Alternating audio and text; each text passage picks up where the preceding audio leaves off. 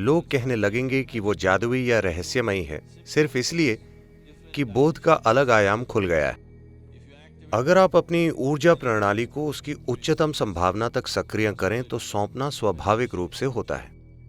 अगर आपके 84 चक्र सक्रिय हैं तो आपने बहुत सारी सीमाएं पार कर ली हैं जो आमतौर पर लोग सोचते हैं कि अति मानवीय हैं।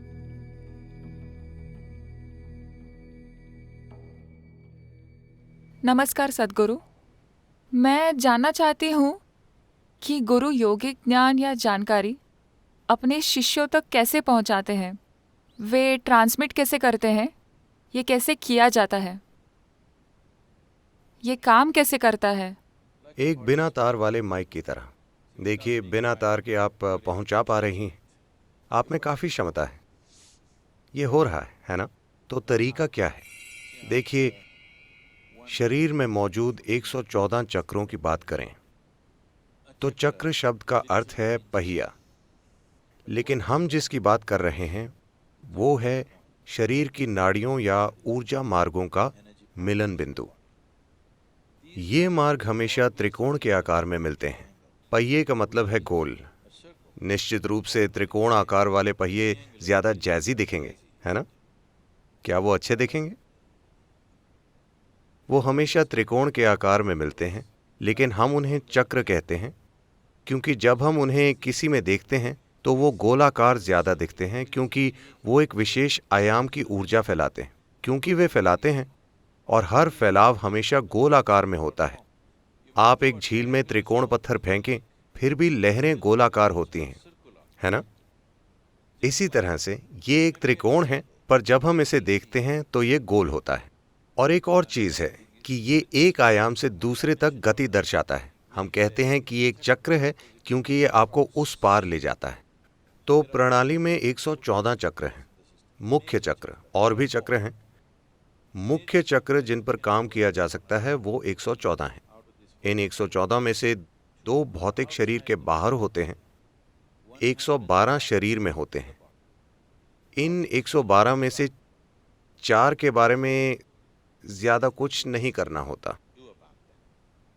यानी अगर आप बाकी के चक्रों पर काम करें तो ये अपने आप जागरूक हो जाएंगे। इन पर काम करने के लिए प्रणाली की जरूरत नहीं है। तो 108 वो चीजें जिन पर असल में काम किया जा सकता है।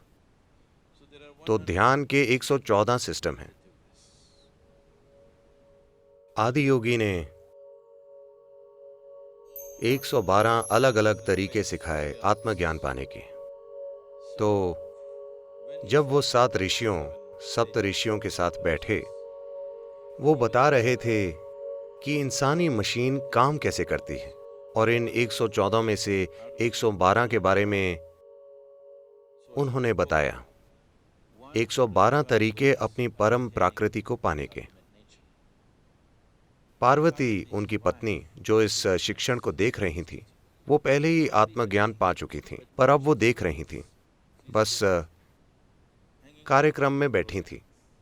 तो वो इसे देख रही थी और वो बोली कि और ज्यादा क्यों नहीं हो सकते, सिर्फ 112 क्यों हैं, और ज्यादा तरीके होने चाहिए। शिव पूरी तरह से अपने काम पर केंद्रित थे। जब पार्वती ने ये बोला तो उन्होंने बस नकार दिया।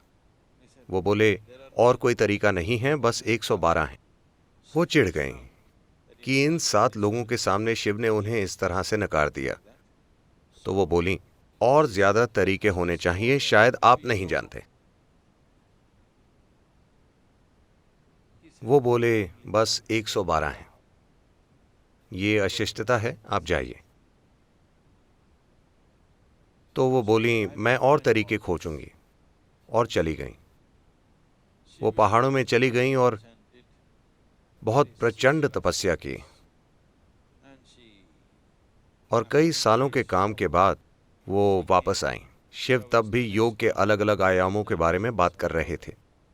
वो आई, और उनकी पत्नी होने के नाते इतने समय के बाद आने पर वो आकर उनके पास बैठ सकती थी, लेकिन वो एक सीढ़ी नीचे बैठी, ये दर्शाने के लिए कि वो असफल हो गई।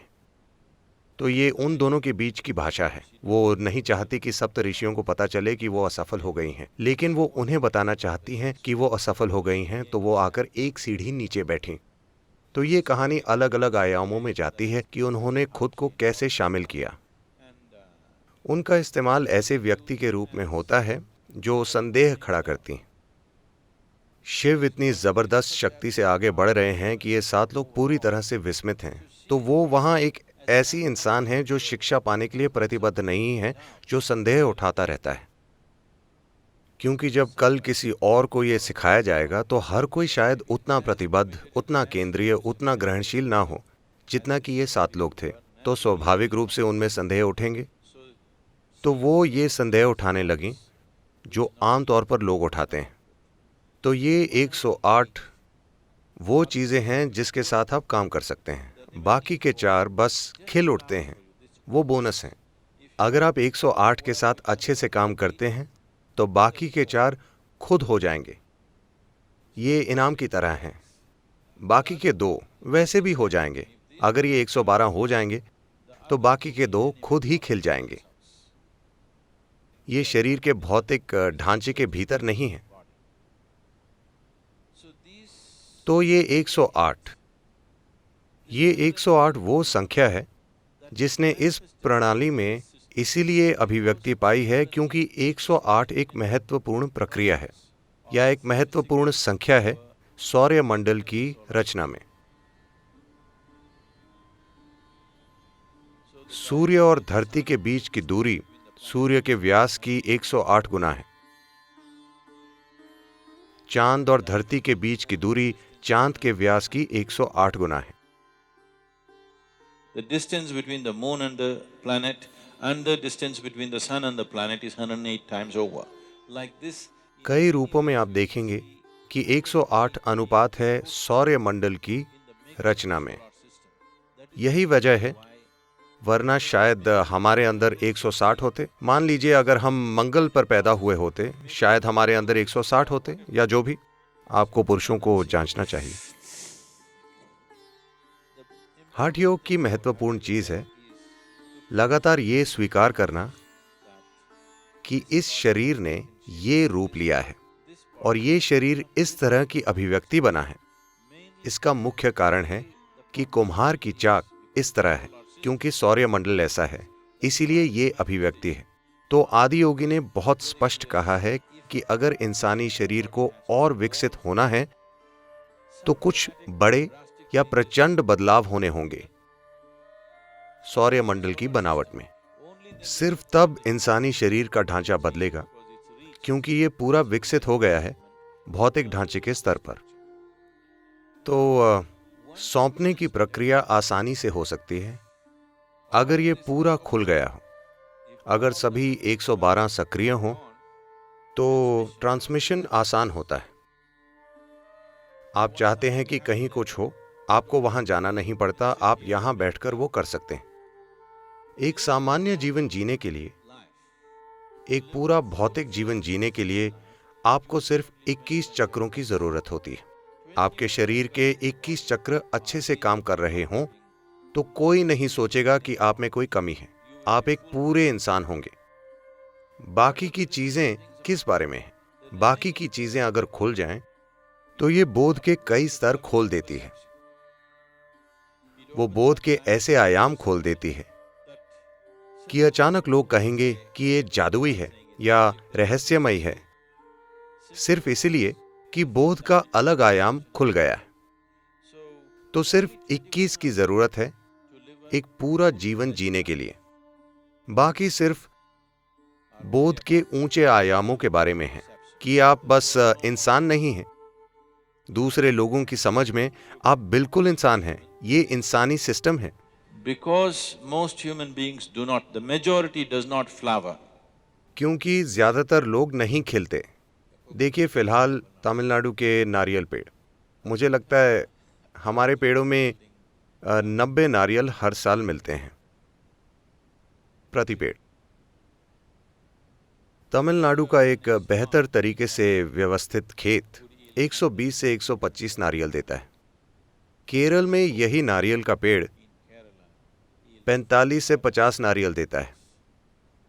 यही नारियल का पेड़ कर्नाटक और पश्चिम बंगाल में 240 से 250 नारियल देता है। खेती का फर्क है। तमिल किसान काली कपास की जमीन में नारियल उगाने की कोशिश कर रहे हैं और सोच रहे हैं कि ये सबसे उपजाऊ जमीन है। काली कपास की जमीन चावल, कपास और बाकी चीजों के लिए बहुत उपजाऊ है, ना कि नारियल के लिए। नारियल वहां उगाया जाना चाहिए जहां कुछ हद तक मिट्टी में थोड़े छोटे पत्थर हों। यहां अगर आप देखें तो ये मिट्टी टूथपेस्ट जैसी है। जब आप इस जमीन की सिंचाई करते हैं तो स्थिति बहुत अच्छी होती है। एकदम से नारियल का पेड़ जीवन को महसूस करता है और अपनी जड़ें फैला देता है। जब ये सूखता है तो काली कपास की जमीन इतनी जबरदस्त तरीके से सिकुड़ती है, आप देखेंगे दरारें आ जाती हैं, तो ये सभी जड़ों को दबा देता है। जड़ों के सिरे कुचले जाते हैं और ये बढ़ नहीं पाता। Every time it puts out, when it dries, it gets hurt. हर बार ये जड़ों को बढ़ाता है और मिट्टी सूखने पर इसे पीड़ा पहुंचती है। इसके लिए कुछ पथरीली जमीन की जरूरत है। आप ये आजमा सकते हैं। आप पत्थर का एक छोटा सा टुकड़ा अंदर रखें, जमीन के 2 फीट नीचे, उसे पानी दें। 15 दिन बाद उसे खोलें, सब कुछ सूख जाएगा। सिर्फ पत्थर के ठीक नीचे थोड़ी सी नमी होगी। तो हमेशा नारियल का पेड़ अपनी जड़ों के सिरे पत्थरों के नीचे रखता है, क्योंकि उसे पता है कि वहां हमेशा गीलापन होता है, हमेशा नमी होती है और वो सुरक्षित रहेगा, कुचला नहीं जाएगा। इंसान के साथ भी ऐसा ही है। इंसान अपनी पूरी क्षमता में तब तक नहीं खिलेगा जब तक कि आप उसके लिए सही वातावरण नहीं बनाएं, भीतरी और बाहरी। पर सौभाग्य से मुख्य रूप से भीतरी, क्योंकि हम हिलते डुलते हैं, हम पेड़ों जैसे नहीं हैं। हम एक ही जगह खड़े होकर हमेशा एक ही वातावरण में नहीं रह सकते। लेकिन ऐसे लोग हैं जो ये करते हैं। भारत में ये संस्कृति है, इसे क्षेत्र संन्यास कहते हैं। क्षेत्र संन्यास मतलब हम एक दायरा तय कर देते हैं।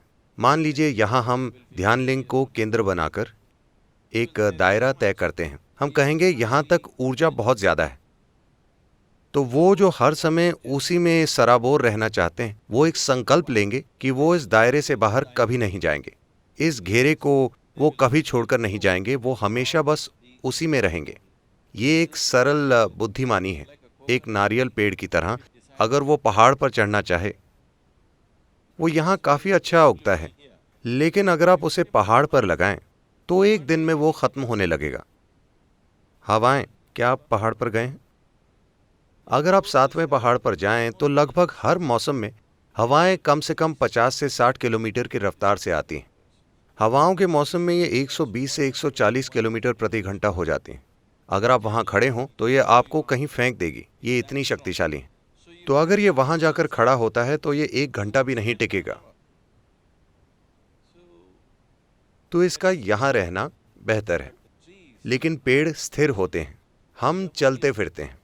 हमारे लिए एक बाहरी वातावरण बनाना जो हमेशा मददगार हो मुश्किल है। तो कुछ लोग ये कदम उठाते हैं जिसे क्षेत्र संन्यास कहते हैं। वो उस स्थान से बाहर नहीं जाएंगे, वो एक घेरा तय कर लेते हैं और बस वहीं रहते हैं।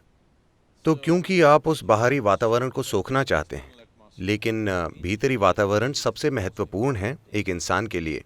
यानी वो अपनी भीतरी जगह कैसे रखता है, मतलब वो अपने आसपास एक कवच बनाता है। आप एक घेरा बनाते हैं अपने आसपास, एक सुरक्षा घेरा, ताकि आप जहां भी जाएं, जहां तक आपका सवाल है, आप हमेशा उसी वातावरण में होते हैं। ये ऐसा है कि आप एक हवाई जहाज में जाते हैं, वो 35,000 फीट ऊपर जाता है। निश्चित रूप से आपका शरीर वहां जिंदा नहीं रहेगा, पर वहां आप एक घेरे में हैं, एक दबाव से भरपूर कमरे में, इसीलिए आप ठीक रहते हैं। सबमरीन के साथ भी यही है। आप सागर में उस दबाव को नहीं ले सकते, लेकिन आप सुरक्षित हैं, इसीलिए आप ठीक रहते हैं। तो इसी तरह आप अपने आसपास ऊर्जा का घेरा बनाते हैं कि आप जहां भी जाएं, आप उसका हिस्सा नहीं बनते। आप अपने ही घेरे में होते हैं जिसके साथ आप चलते हैं। आप अपना कक्ष साथ लेकर चलते हैं। आप किसी की जगह में नहीं घुसते, आप अपनी छोटी सी जगह साथ लेकर चलते हैं जहां भी आप जाते हैं, वरना आप खुद पर सीमाएं डाल देते हैं। लेकिन महत्वपूर्ण चीज ये है कि सभी चक्रों के सक्रिय होने का मतलब है आप आसानी से जो चाहें किसी को सौंप सकते हैं। समस्या हमेशा ग्रहणशीलता की होती है। मैं ये कहता रहा हूं, मैंने ध्यानमयता में ऐसे लोगों को दीक्षा ज्यादा दी है जिन्हें मैं कभी नहीं मिला या देखा। उन लोगों की तुलना में जिनके साथ मैं बैठता हूं और कार्यक्रम संचालित करता हूं। हमने कार्यक्रम ज़्यादा से ज़्यादा कुछ करोड़ लोगों के लिए संचालित किए हैं, लेकिन हमने उससे कहीं ज़्यादा लोगों को दीक्षित किया है। वो ध्यानमय हैं, पर कई मूर्खों को ये नहीं पता कि वो ध्यान कर सकते हैं। जब वो बैठते हैं, ध्यान के लिए नहीं, उन्हें ये भी नहीं पता कि उन्हें ध्यान करना चाहिए। अगर वो कहीं बैठते हैं तो उनका हर चीज़ का अनुभव दूसरों से कहीं बेहतर होता है, पर उनमें से कई लोगों में इतना दिमाग नहीं है कि समझ पाएं कि वो स्वाभाविक रूप से ध्यानमयी हो रहे हैं। बिना किसी कोशिश के किसी तरह से वो बैठ पाते हैं। अन्य लोग नहीं बैठ पाते, लेकिन उनका जीवन का अनुभव दूसरों से कहीं बेहतर है क्योंकि वो ध्यानमयी हैं और उन्हें सीधा दीक्षा मिली है। तो हम किसी को भी ये सौंप सकते हैं। ग्रहणशीलता की समस्या है। ग्रहणशीलता पैदा करने के लिए बहुत काम करना है। तो आप यहाँ बैठकर, मान लीजिए आप एक रेडियो स्टेशन में हैं, तो आप आसानी से हवा में ट्रांसमिट कर सकते हैं, लेकिन अगर किसी के पास रेडियो ना हो तो क्या फायदा है?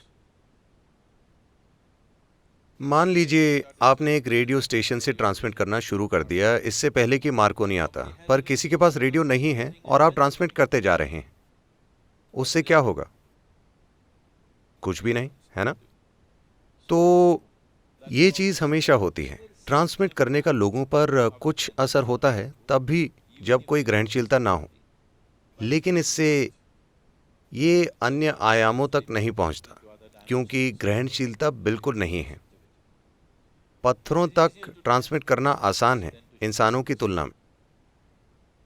मैं ये कोशिश नहीं कर रहा कि पत्थरों की तारीफ और आपका अपमान करूं, लेकिन पत्थर तक ट्रांसमिट करना आसान है क्योंकि कुछ किस्म के पत्थरों में ज़रूरी भौतिक समग्रता होती है, लेकिन उनमें दिमाग नहीं होता। वो खुद को चीज़ों से दूर नहीं करते। देखिए, इंसानों के साथ समस्या ये है कि मुख्य रूप से उसने विचारों का इस्तेमाल करके अपनी कई स्वाभाविक क्षमताएं खो दी हैं जो उसमें पहले ही थीं। क्या लोग विचारों का इस्तेमाल करके आनंद नहीं खो रहे? क्या ऐसा नहीं है? How they were when they were children, वो बचपन में कैसे थे? क्या वो विचारों का इस्तेमाल करके अपने आनंद, प्रेम और स्वाभाविक चीज़ों से दूर नहीं हो रहे? तो इंसान विचारों के इस्तेमाल से चीज़ें खो रहे हैं। इस वजह से आप उन्हें जो भी दें, वो विचारों का इस्तेमाल करके उसे छोड़ देते हैं। आप आज उन्हें कुछ सिखाइए। आपने देखा है, आप में से कई लोगों ने, वो भाव स्पंदना में आते हैं और हम उन्हें ज़बरदस्त अनुभव देते हैं। वो वाकई शक्तिशाली होता है। हुफ, हर कोई अनुभव पाता है। वो शानदार और परम आनंद में होते हैं, लेकिन 6 महीने के बाद वो विचारों का प्रयोग करके उससे बाहर आ जाते हैं। तो हर कोई ये नहीं जानता कि अपने विचारों का रचनात्मक तरीके से कैसे इस्तेमाल किया जाए। मुख्य रूप से वो खुद को खुशहाली से बाहर ले आते हैं। वो बचपन में काफ़ी ठीक थे, उन्होंने विचारों के इस्तेमाल से खुद को बिगाड़ लिया। तो विचार हमेशा इंसानों के फायदे के लिए काम नहीं करता। ज़्यादातर लोग ये नहीं जानते कि इसका अपनी खुशहाली के लिए कैसे प्रयोग करें। मुख्य रूप से लोग उसे अपने खिलाफ इस्तेमाल करते हैं। अगर आप ऊर्जा सिस्टम को उसकी पूरी संभावना तक सक्रिय करें तो ट्रांसमिट करना स्वाभाविक होता है। आपको पूरा रास्ता भी नहीं तय करना पड़ता। अगर आप 63 चक्र सक्रिय कर लें तो आप काफ़ी शक्तिशाली तरीके से ट्रांसमिट कर सकते हैं। ये प्रतीक है तमिल संस्कृति का, जो 63 नयनमार पर आधारित है। वो उन्हें 63 संत कहते हैं जिन्होंने तमिल संस्कृति को बड़े रूप में रूपांतरित किया। वो हर किसी के जीवन में अध्यात्म ले आए। एक चीज़ है कि 63 लोग, हो सकता है ज़्यादा लोग रहे हों, लेकिन प्रतीक बनाने के लिए उन्होंने वो लोग छोड़ दिए और सिर्फ 63 बताए। आप किसी भी मंदिर में जाएं, आपको छोटी छोटी मूर्तियां मिलेंगी, 63 मूर्तियां, क्योंकि अगर आप में 63 चक्र सक्रिय हैं तो हम कहते हैं कि आप एक संत हैं, आप बनने लगे हैं, शुरुआती संत हैं। अगर आप में 84 सक्रिय हैं तो आपने कई सीमाएं पार कर ली हैं जो आमतौर पर लोग सोचते हैं कि अति मानवीय हैं। अगर आप 108 तक पहुंच जाएं, इसका मतलब है कि आप पूरे वहां तक पहुंच गए। 114 या पूरे सक्रिय होने का मतलब है आप और वो एक हो गए हैं, कोई फर्क नहीं है। अगर आप ग्रहणशील हो जाएं तो मुझे वहां आकर आपको चीजें समझाने की जरूरत नहीं। किसी को आपको ये नहीं सिखाना होगा कि कैसे झुकना है, क्या करना है। आप इंसानी मशीन के बारे में सब कुछ जान जाएंगे, सब कुछ, इसके मूल से इसके परम तक।